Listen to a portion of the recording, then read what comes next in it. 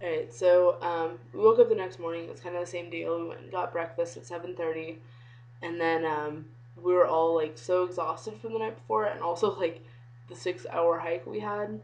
Um, that we were just like, oh god, I don't want to do anything. Like I'm so tired of this. And it was also just like it was really tiring being in such a huge group because we had to wait for so many people like all the time. Like bathrooms got to be the biggest pain, and restaurants took like an extra like half an hour at least just to get served or get like I don't know like responded to. So it's like really exhausting. We were all kind of like not grumpy, but we were just really tired. So we went to breakfast and then got on um, a bus, like our big bus, and went to caves, which were incredible. So it's the Demonov Caves of Liberty, if you want to check it out. I looked up some of the pictures online, and they're not great, and my pictures aren't great either because I also wasn't allowed to take pictures. So I like had the flash off and was like kind of moving while I was taking pictures, so they're pretty awful. But I have some cave pictures on Facebook, and they're pretty. I mean, they're pretty cool still. But so before we went to the caves, we like we drove to this pathway, and there's like some souvenir shops, and then you have to like climb a mountain to get to a cave. And we were like, what is this? So we were like almost there, and Nectaria, the Greek girl who was living with us, was like, Sarah, love me. And I was like, I love you, Nectaria. She was like, stay with me. And I was like, okay, I'll wait. So we were like the last people hanging out. Nectaria was like really out of breath. And I was like, all right, we're almost there, we're almost there. So we got to the top. We like hung out for a little, and Nectaria like died a little bit on a bench nearby. But um, we went into this cave finally after waiting for a little bit. We went to this cave and started going down a bunch of stairs into this huge room. I mean, it was like cave room. I don't know. It was like the section of the cave. But it was just like so incredible. It was just like I can't even describe it. But there are a bunch of like lights you can turn on in different parts of it, and there's this one light that our tour guide, like the cave tour guide, turned on, and it showed this like sort of waterfall kind of, but it looked like rain. So thus it was called. It's like the eternal rain because it was the cave was discovered in like 1929 or something, and the rain had never stopped since then. Um, so it was like just really amazing. So we were all in there. We started going down these pathways. So we were going through the cave, and it's like the most sinister sounding cave ever because there's like, and there's like the snow cave, which was not so bad. There's like this cemetery. It was like the cave cemetery where a bunch of stalagmites, I think, a bunch of stalagmites fell from the ceiling and like destroyed all of the stuff there. And then like no stalagmites or stalactites have been growing since then. So there's like the cemetery, and there's like the bear cave where a huge bear used to live. Um, and then, oh, what else?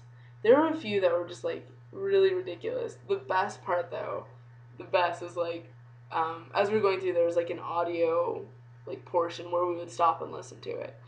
And there was one part that was like, "Now you're gonna go through the passage of suffering," and we were like, "What? We're going through a passage of suffering?" And it's like, "Yeah, let's head on through." And we were like, "Oh my god!" So we went through, and it was probably one of my favorite parts of it actually, because it was like really small and like a little claustrophobic, which is kind of what I expect from caves. Um, but it was called the Passage of Suffering because there were people who manually dug it out just so tour groups could go through for like 2 something years. I don't know. So it was just funny. It was like we're gonna go through the passage of suffering into the cemetery. It was like they're like, and after that we're gonna go see a bear cave, and we're like, oh god, okay. So I don't know. I thought it was like really incredible though, the whole place, and there were like lakes everywhere underground, and it was just like it was incredible. It was like one of the most beautiful things. Um, So I decided for sure that I need to like go spelunking again, especially since I go to school in Pennsylvania and that's like huge for caves. But I actually think I'm going to go to another cave maybe this week or next week. Um, Probably next week since this week I'm going to Madame Butterfly, which is pretty cool. Um, but there's like one here apparently, another cave in the Czech Republic that's like really close by that a bunch of my friends have gone to. That's like my friend Micah said, it was the most beautiful thing that she had ever seen. So I like need to go there. But I just, oh my god, it was so amazing. Um, so after we went to the cemetery, the audio thing came on again, and it was like um, in a traditional cave tour, you go up 1,100 steps. And you guys have only gone up like 1,900 or not 1,900, 900 something, and so it was like, so you have two more to go, have fun. And we were just like, oh. So the last 200 were basically like unnecessary. It was just to make it like the right kind of cave tour, I guess. So we were just so exhausted by the end of it. Because the whole thing was like, it was, okay, so we like went up this hill, went into the cave, went down, went like around a little bit, and then just went up for like ever. So we went up and then down and then up and just like all around this cave, which was wonderful. But when we came out, we ended up being even higher than when we started in. And it was just like, oh, God, it was so exhausting. So we went out, and Nectaria and her friend were like on this bench just like dead. I took a picture of that too. It's really funny. So that was the end of the cave. And then after that, we like took a drive for a while, and a bunch of people took naps in the on the bus. And we went to rafting. I thought it would be like kind of uh, like rafting for yourself, and like um, I was hoping for like rapids. I thought that would be really really cool. But what it was it's called romantic rafting, like wooden rafting. It's basically this Slovakian version of gondola rides. So there are two people dressed in like traditional rafting wear, I guess, and paddled us through this river. It was the Va River, right?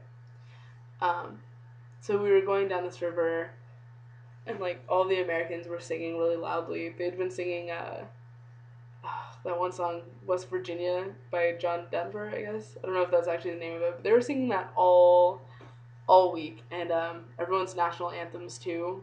Like especially when they were drinking, they were just like belting out like the American anthem and the German anthem, and then our Canadian friend was singing his Canadian anthem, and it was just like ridiculous. So we were singing as we were just like sitting on this raft. This like it was basically a giant plank of wood with like 15 people on it. So we were like, all right. So we were like rafting down this river, and there were a couple of people fishing on the sides. And as we were like passing through, we passed the ruins of one castle, and by the end, we passed the ruins of another. So it was really amazing. We went right at sunset, so it was pretty incredible. Um, but I mean, it was like it was a little odd because like we didn't really know what to do, and the like oarsmen didn't have like they didn't speak English, so they couldn't talk to us. But at one point, he like asked people if they wanted to row. So a couple of my friends started like rowing, and my like all of them took pictures with the like lead rower in rower hat, whatever. Um, and so like one of my friends, my friend Benedict from Germany, um, he's like really comfortable with his sexuality, which means he was just like kind of inappropriate, but it was just hilarious, and the guy like did not catch on. But what he like took a picture with his arm around him at first, and then he like kissed the guy's forehead, and the guy was like, "This is weird," and then he was like rowing, but he was like putting his back into it, which means he was basically just sticking out his butt. And so there's like this hilarious picture that my friend took where it just looks like really inappropriate. But it's so good. So good. So we got off the raft, went back on the bus, and then went back here. It was like a 4-hour drive. We were exhausted. But also that day, just brief addition, before we went on the actually it was before we went on before we went on the rafts, I think. We went and got food, and it was like really good. I got traditional Slovakian food, which was it's like sheep cheese and gnocchi sort of with bacon and sausage. But it was like the most filling thing I've ever eaten, so I felt like I was gonna die. And then my other friends like got similar kind of things. Like one of my friends got meatballs, but they were like it was like matzo balls filled with ham. It was really weird, but it was really like it was good. It was really good, but I felt like I was gonna die afterwards. There's a picture on that on there too. But so I've had like traditional Slovakian food, which I'm really happy about, um, and traditional Czech food, which is fried cheese and garlic soup. Garlic soup being the most amazing thing ever. It's like croutons, garlic, chicken broth, sometimes beef, and melted mozzarella. It's like everything I love. So we've been eating a lot of that.